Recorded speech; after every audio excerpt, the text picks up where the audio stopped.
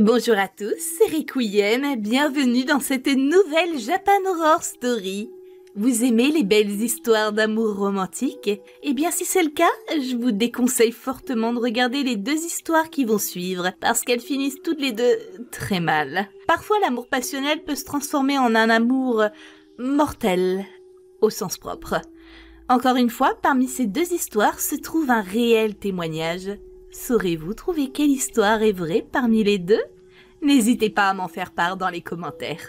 Allez, c'est parti. On se lance dans la Japan Horror Story numéro 31. Éteignez bien vos lumières et plongez dans ce monde sombre où je fais de vos cauchemars une réalité.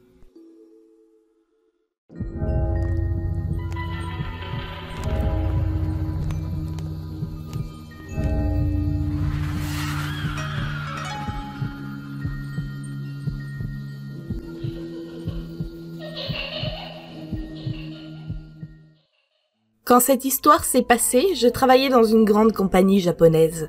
J'y travaille toujours à l'heure actuelle, mais à cette époque, je venais de me faire embaucher depuis quelques mois. Pendant mes semaines de travail, mes horaires étaient assez variables. J'alternais entre finir tôt ou bien très tard selon les jours. Parfois, je ne rentrais chez moi qu'aux alentours de 23 heures. Ce type d'horaire était assez éreintant sur le long terme. Le fait de n'avoir que des horaires irréguliers peut paraître sympathique quand on finit tôt, mais finalement on se rend compte à force que le corps ne suit pas vraiment et la fatigue est constante chaque jour.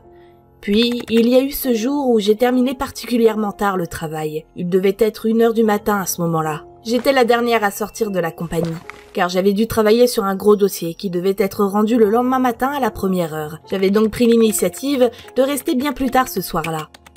Je suis donc sortie du bâtiment, complètement crevée et hâtive de rentrer chez moi, et de me plonger sous mes couvertures. Je me dirigeais jusqu'à ma voiture et montais dedans. Dans ma main, j'avais mon smartphone, et c'est là qu'un doute a surgi en moi. Est-ce que j'avais bien fermé la porte de l'entreprise à clé? Le doute étant trop fort, et malgré qu'il faisait nuit noire, j'ai tout de même décidé d'aller vérifier. Je suis sortie de la voiture, et j'ai vérifié que la porte de l'entreprise était bien fermée, puis je suis retournée à ma voiture. Je peux vous dire que cette vérification m'a pris seulement quelques secondes. Je précise ce détail car il est très important. Je me suis assise sur le siège conducteur et j'ai mis le moteur en marche en me disant que j'allais enfin rentrer chez moi. Tandis que le moteur grondait et que je vérifiais mes rétroviseurs avant de démarrer, j'ai vu un homme apparaître via ceux-ci sur la banquette arrière.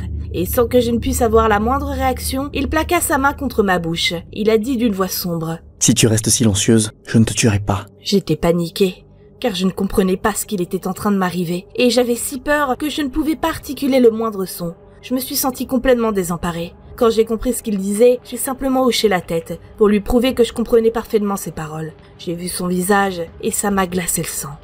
Cet homme travaillait dans la même compagnie que moi, mais dans un département différent.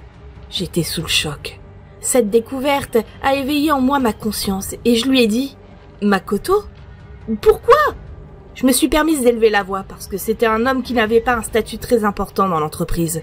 Chez nous, ça fonctionne comme ça. Plus notre statut est haut, plus on est considéré et plus le respect se doit de se faire ressentir par les autres. Malgré mes quelques mois de travail au sein de cette compagnie, j'avais un statut déjà plus élevé que lui, alors il me devait un respect non négligeable. Makoto m'a instantanément répondu d'une voix presque passionnée. « Depuis que tu es arrivé dans l'entreprise, je ne pense plus qu'à toi. Je rêve de toi la nuit au point de ne plus dormir, et j'ai l'impression de t'apercevoir chaque fois que je sors dans la rue. Je ne tiens plus. Je veux t'avoir, que tu sois près de moi, à moi, et à personne d'autre. Et si tu ne m'appartiens pas maintenant, je te tuerai. » J'ai eu si peur que je ne pouvais qu'accéder à sa requête. Je suis restée silencieuse dans un premier temps, puis j'ai hoché la tête en tremblant. D'accord. Par la suite, Makoto est venu à côté de moi, sur le siège passager. Il a baissé le dossier du mien et a voulu me forcer à m'asseoir à l'arrière. Je me sentais prise au piège, complètement désemparée et sans défense. Je ne savais pas quoi faire d'autre. Je savais que si je résistais, il n'hésiterait pas à me tuer à sang-froid. Dans un désespoir, j'ai hurlé: « Arrête !» C'est bon. Puisqu'on est ensemble maintenant. Il a commencé à arracher mes vêtements. Je ne supportais plus cette situation. Et j'ai décidé de commencer à résister. Je me suis débattue. Grâce à mes coups hasardeux, il était complètement démuni et a fini par se cogner la tête. Un heureux hasard. Tandis qu'il était étourdi, je me suis dépêchée de m'échapper de la voiture et j'ai couru dans le bâtiment de l'entreprise pour m'y cacher. Je n'ai jamais couru aussi vite de ma vie, je peux vous le promettre. J'ai directement pris mon smartphone dans ma poche et j'ai appelé un collègue pour lui dire tout ce qui venait de se passer. Heureusement pour moi, il n'était pas encore trop loin de l'entreprise et il a pu revenir très rapidement. Il y a une chose que je peux vous assurer encore à l'heure d'aujourd'hui. J'ai échappé de peu à la mort. Je n'ai par contre pas pu voir si Makoto s'était enfui, mais j'ai contacté la police et je n'ai pas hésité un instant à porter plainte contre lui. Après ce malheureux événement, j'ai été traumatisée et j'avais beaucoup de mal à retourner travailler. J'ai donc préféré prendre des vacances. Entre-temps, l'entreprise m'a contacté pour me dire que je pouvais revenir l'esprit tranquille, parce que Makoto avait été arrêté par la police et que l'entreprise l'a directement licencié suite à son acte impardonnable. Ce genre d'homme était considéré comme personne problématique et salissant l'image de la compagnie, donc celle-ci ne l'a pas épargné. À cause de cet incident, l'entreprise a interdit les horaires tardifs pour les femmes, pour qu'on ne rentre plus en pleine nuit. Malgré tout, j'ai décidé de rester travailler dans cette compagnie, mais pour me sentir encore plus en sécurité, j'ai pris la décision de déménager. Ma famille m'a supplié de démissionner de ce travail, mais j'adore mon travail, et je m'entends très bien avec tous mes autres collègues. Donc j'ai refusé de quitter l'entreprise. Le criminel ayant été attrapé, je me sentais pleinement en sécurité dans mon travail. Des mois plus tard, j'ai appris que les policiers avaient découvert que Makoto m'avait tendu une embuscade. Il est entré dans ma voiture durant les quelques secondes pendant lesquelles je suis sortie vérifier que l'entreprise était bien fermée. La police m'a demandé d'être plus prudente à l'avenir et de verrouiller ma voiture et mon domicile même pour quelques secondes qui peuvent sembler insignifiantes. Ce très court intervalle de temps insignifiant, c'est juste le temps qu'il faut pour les criminels. Ils visent cet écart momentané, cet instant d'inattention. Si jamais vous aussi, vous avez connu ce genre d'expérience, n'hésitez pas à m'en parler. C'est rassurant parfois de se dire qu'on n'est pas la seule à vivre ce genre de choses. Et comme dit le bon dicton, ça n'arrive pas qu'aux autres. La preuve en est là, puisque je vous raconte cette histoire aujourd'hui. Quoi qu'il en soit, j'ai suivi les conseils des policiers. Et maintenant, à cause de cet événement, j'ai développé un toc envers le verrouillage de mes portes.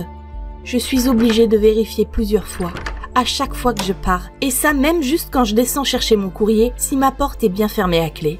Je n'étais certes pas très prudente avant, mais maintenant j'ai l'impression de tomber complètement dans la paranoïa. Ce toc me rend la vie folle, et je pense que j'en voudrais toute ma vie à Makoto de m'avoir rendu comme ça. Par sa faute, je suis obligée de suivre une thérapie comportementale pour faire disparaître ces tocs. C'est dur pour moi, mais je me bats tous les jours contre ça maintenant. Et j'ai perdu toute confiance aux hommes aussi. Cette expérience a complètement changé ma vie, et pas en bien, je peux vous l'assurer.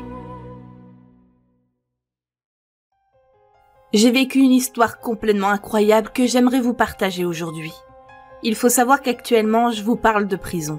Bon, ça peut paraître bizarre qu'une prisonnière fasse part d'un témoignage de sa vie, comme ça, sans raison. Mais cette histoire est justement en rapport avec mon emprisonnement, qui, selon moi, est injustifié. Ça fait 15 ans que je suis enfermée ici.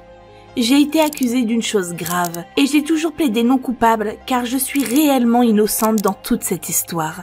Ce témoignage sera donc la preuve ultime de mon innocence. J'espère que vous prendrez le temps d'écouter celui-ci. Il faut savoir qu'actuellement j'ai 35 ans.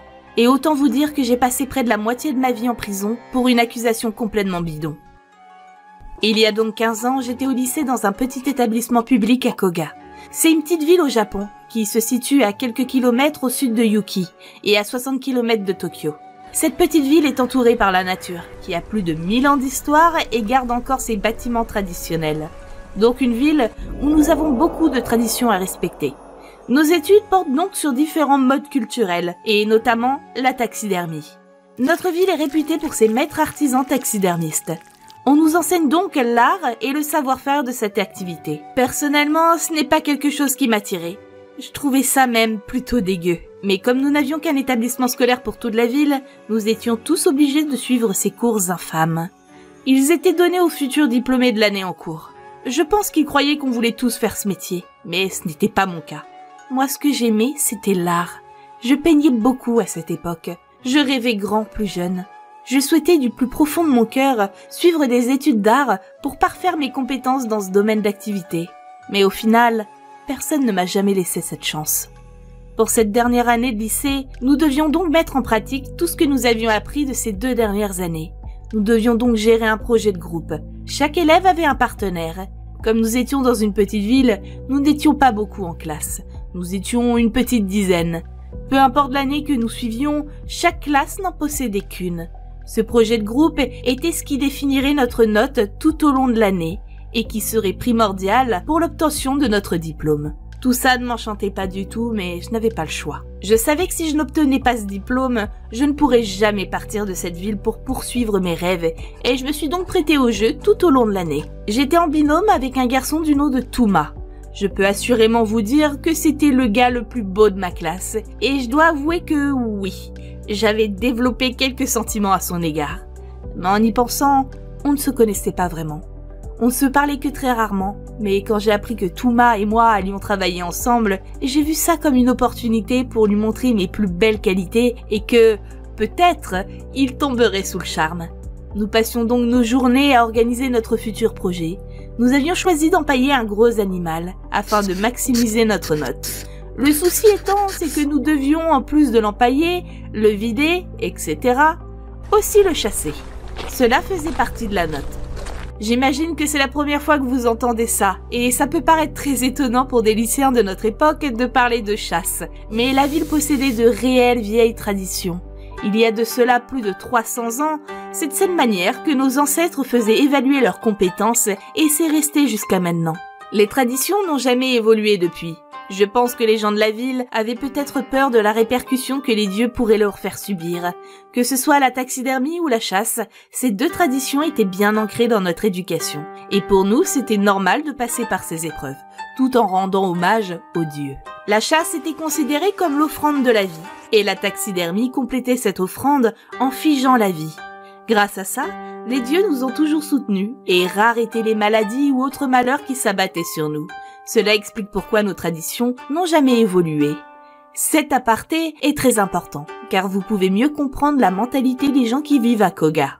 Mais bref, revenons à nos moutons. Touma et moi, nous sommes mis très rapidement à l'œuvre. Comme je l'ai précisé, pour maximiser notre note, on voulait viser quelque chose de très gros et imposant. Bon, pas au point d'aller chasser un ours, mais nous nous disions que peut-être une biche pourrait faire l'affaire. Après tout, nous vivions entourés par la nature, et ce n'est pas les animaux qui manquaient de ce fait. Durant nos premières années, nous avions étudié l'art de la chasse, et normalement nous étions tous en capacité de chasser de petits animaux. Nous avions appris à manier des armes telles que la lance, ce qui était assez pratique pour ramener du gibier. Ce qui est important à savoir, c'est que chez nous, la chasse est une chose parfaitement banale. Nous ne possédons que très peu de magasins, et aucune viande n'y est vendue. Donc si nous souhaitons en consommer, nous devons nous-mêmes aller la chercher. Ne croyez pas non plus que nous vivons comme des reclus ou dans un siècle reculé. Nous avons des téléphones portables, des télévisions, des ordinateurs. Ce sont juste nos traditions ancestrales qui sont restées bien présentes. Après avoir discuté un long moment avec Touma, nous avons décidé d'aller chasser la biche. Nous savions que cet animal n'était pas dangereux et serait suffisamment grand pour nous permettre d'avoir une bonne note. Nous étions évalués sur la taille de l'animal et la manière utilisée pour l'empaillement. Une fois notre idée mise en place, Touma m'a proposé un dimanche de venir chez lui, afin que nous peaufinions notre devoir. J'ai vu ça plus comme une occasion de le voir en dehors des cours et je me suis dit que je pourrais enfin user de mes réels charmes pour le séduire. Il faut savoir que, malgré nos anciennes traditions, nous avons tout à fait le droit de nous habiller comme nous le souhaitons. Et pour ce jour plutôt spécial, j'ai décidé de mettre le paquet. Je me suis maquillée délicatement, j'ai coiffé ma longue chevelure noire et j'ai enfilé ma tenue préférée. Je me suis observée dans le miroir et sans vouloir me vanter, je me suis trouvée somptueuse. Je me disais qu'il ne pourrait pas résister à ça. Je me suis donc mise en route pour chez lui. Notre ville était vraiment petite, on pouvait se rendre à pied n'importe où. À ce moment, il était approximativement 9h30 du matin. J'ai marché jusqu'à sa maison et j'ai frappé à la porte. Touma m'a ouvert, un grand sourire aux lèvres. Entre. Mes parents sont en voyage en ce moment, donc on sera tout seul toute la journée. D'accord, merci. Je suis entrée tranquillement à l'intérieur de sa maison. Les parents de Touma vivaient dans une maison traditionnelle japonaise qui datait de plusieurs siècles. La maison entière avait été rénovée, histoire d'être au goût du jour. De ce que j'avais compris, il partait souvent en voyage d'affaires, et Touma se retrouvait donc souvent seul chez lui. Nous avons monté les escaliers pour entrer dans sa chambre. De là, nous nous sommes installés et avons commencé notre travail. En discutant, nous posions notre plan de chasse sur papier, faisant un bon travail d'équipe. Nous nous mettions rapidement d'accord sur les différentes tâches à accomplir et la fluidité de notre organisation était indéniable. Finalement, notre plan de projet fut terminé assez rapidement et nous avons donc entamé une conversation qui n'avait plus rien à voir. Ah, je suis bien contente qu'on ait terminé ça. On a super bien avancé. Oui, moi aussi, je suis content. On forme vraiment une bonne équipe. Je suis bien d'accord. Nous discutions jusqu'à ce que le sujet dérape. Au fait, j'aimerais te demander quelque chose. Je t'écoute. Tu sais, on est dans la même classe depuis la première année de collège et on s'est jamais vraiment parlé. Mais je me rends compte qu'avec toi, je me sens bien. Moi aussi, je me sens bien avec toi. Qui l'aurait cru? Et puis, je te trouve vraiment belle. Merci, ça me gêne. J'ai envie de faire quelque chose. J'ai senti mon visage rougir à cet instant. Mon corps se réchauffait aussi. Je me sentais à la fois tellement anxieuse, mais si excitée en même temps. Oui? Je peux t'embrasser? Je suis restée le regarder silencieusement, puis j'ai acquiescé. C'est là qu'il a approché son visage du mien et a commencé à m'embrasser. Tout d'abord doucement, puis le baiser se ressentait de plus en plus intense au fil du baiser. C'était devenu incontrôlable. J'ai laissé ses mains parcourir mon corps, tandis qu'il rapprochait le sien du mien. Il était prêt. Il était vraiment très prêt. Je ne savais plus exactement ce que je ressentais au fond de moi. J'étais si heureuse, mais j'étais aussi très gênée. C'est la première fois que j'embrassais un garçon. Sa façon de m'embrasser a commencé à me faire comprendre qu'il le faisait avec passion et envie. Attendant ce jour depuis longtemps, j'ai relâché tous mes muscles, le laissant faire ce qu'il voulait de mon corps. Je sentais ses mains passer sous mon t-shirt, caressant ma poitrine. C'était agréable, je ne mentirai pas. De fil en aiguille, les choses ont fini par déraper. Mais je vous épargnerai ces détails, évidemment. Le jour suivant, je suis allée en cours normalement, près de Touma. Pendant toute la matinée, j'ai trouvé son comportement plutôt dérangeant. Il était très distant, ne me parlait pas sauf si je lui adressais la parole et ses seules réponses étaient fermées. Il ne répondait que par de simples mots comme « oui »,« non »,« je sais pas ». Ça n'avait plus rien à voir avec le comportement qu'il avait pu avoir la veille. Je ne comprenais pas sa réaction. À la fin des cours, je l'ai vu se dépêcher de ranger ses affaires, puis de sortir de la classe. C'est là que je lui ai couru après en criant son nom. « Touma ! Touma !» Il n'a pas daigné s'arrêter et a continué sa route tandis qu'il sortait de l'établissement scolaire. J'ai malgré tout réussi à le rattraper et ai pu lui faire face. « Touma ? Quelque chose ne va pas ? Non, pourquoi? Tu te comportes bizarrement depuis ce matin. Pas spécialement. Écoute, c'est par rapport à hier. De quoi tu parles? Bah, de ce qui s'est passé entre nous. Entre nous? Y a rien? J'ai une copine. Je suis restée figée sur place. J'avais bien entendu. Il avait une copine? Mais pourquoi il m'en avait pas parlé? Pourquoi avait-il fait ces choses avec moi? Je me suis sentie tellement blessée, salie. Les larmes ont tout de suite monté à mes yeux. Je savais pas. Pourquoi tu me l'as pas dit? Ça te regarde pas. Donc ça te dérange pas de tromper ta copine? Il ne s'est rien passé hier soir entre toi et moi, c'est compris? Je suis restée silencieuse à l'entente de ses mots, puis il a repris sa route comme si de rien n'était. De toute ma vie, je ne m'étais jamais sentie aussi blessée. Il avait joué avec moi, avec mon corps, comme si j'étais un simple pantin. J'ai fini par rentrer chez moi, la tristesse collée au visage. Je me suis allongée dans mon lit, laissant mes larmes couler sur mon visage. Je suis restée pleurer durant plusieurs heures. Ma tristesse arrivait à son comble, et malgré que la nuit soit tombée, j'ai décidé de me rendre chez Touma. Sachant que ses parents n'étaient pas présents en ce moment, je savais que j'allais pouvoir lui parler seule. J'ai frappé à la porte, impatiente. Personne ne répondait. J'ai posé ma main instinctivement sur la poignée et... Oh! La porte était ouverte. C'était bizarre qu'elle soit ouverte en pleine nuit comme ça. Bon, notre ville comptait très peu de délinquants, mais quand même... Je me suis donc permise d'entrer. Dit comme ça, effectivement, c'est très intrusif. Mais que voulez-vous? Je ne pouvais plus attendre. Il fallait vraiment que je lui parle. Comme on était en pleine nuit, je me doutais qu'il se trouvait dans sa chambre à cette heure-ci, sûrement en train de dormir, mais peu importe. Sur le coup, mes sentiments étaient plus importants pour moi que son sommeil. J'ai donc monté les escaliers et suis entrée dans sa chambre. Effectivement, il était plongé dans un profond sommeil. D'ailleurs, comme on ne sait jamais ce qu'il peut arriver en pleine nuit, j'avais décidé de filmer mon entrée dans sa chambre avec mon téléphone. C'est cette preuve qui prouve que je n'ai rien à me reprocher et que la personne qui devrait être à ma place ici, c'est Touma. J'ai commencé à chuchoter son nom pour le réveiller en douceur, puis plus fort, car la manière douce ne fonctionnait pas. Thomas! Hein? C'est moi, réveille-toi. Qu'est-ce que tu fais chez moi en pleine nuit? Il faut que je te parle. Mais sors de chez moi! T'as rien à faire ici! Écoute-moi! Non, dégage de chez moi, sinon j'appelle la police! Pourquoi tu ne veux pas m'écouter? Je veux juste parler avec toi. Il s'est levé en trombe et a commencé à me pousser. Je suis tombée par terre tandis qu'il attrapait son téléphone. Je me suis jetée sur lui pour le lui arracher des mains. Il était hors de question qu'il appelle la police. Il m'a regardé, l'air complètement choqué, et s'en est pris à moi. Il a sorti un couteau de je ne sais où et a commencé à me poignarder dans le corps. J'entends encore le bruit de la chair déchirée par le couteau. Comme il lançait ses coups au hasard, je me suis retrouvée avec des coups de couteau un peu n'importe où sur le corps.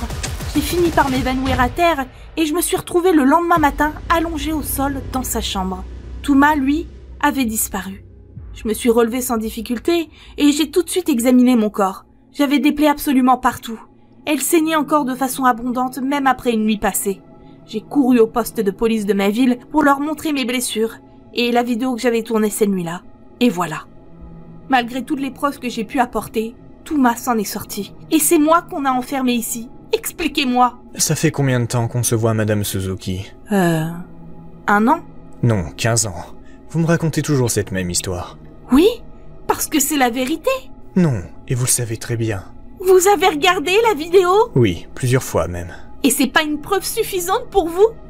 Le psychiatre m'a tendu un téléphone vers les yeux, mettant une vidéo en route. C'était la vidéo que j'avais tournée il y a 15 ans de cela. Sur cette vidéo, on me voyait entrer en douce dans la chambre de Thomas.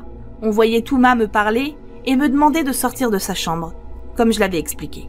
J'ai regardé attentivement cette vidéo jusqu'au moment clé où... Quoi? J'étais en train de poignarder Thomas sur son lit. C'est ce que les images me montraient. Il y avait du sang partout. C'était presque insupportable à regarder. S'en est suivi un plan où finalement, on voyait le cadavre de Thomas gisé dans son propre sang. Le psychiatre a retiré l'écran de devant mes yeux. Alors, ça vous revient maintenant? Non. Non, c'est pas possible. Ça s'est pas passé comme ça. Pourtant, c'est bien ce que montre votre vidéo. Et qu'est-ce que vous faites de mes plaies? Mais de quelle plaie parlez-vous? De celle-ci? Je me suis levée en vitesse, soulevant mon t-shirt pour lui montrer les cicatrices. Madame Suzuki, il n'y a rien. Pas une seule cicatrice. J'ai baissé les yeux sur mon corps. Il n'y avait rien d'apparent. Je ne comprenais plus rien. À chaque fois qu'on se voit, c'est toujours pareil.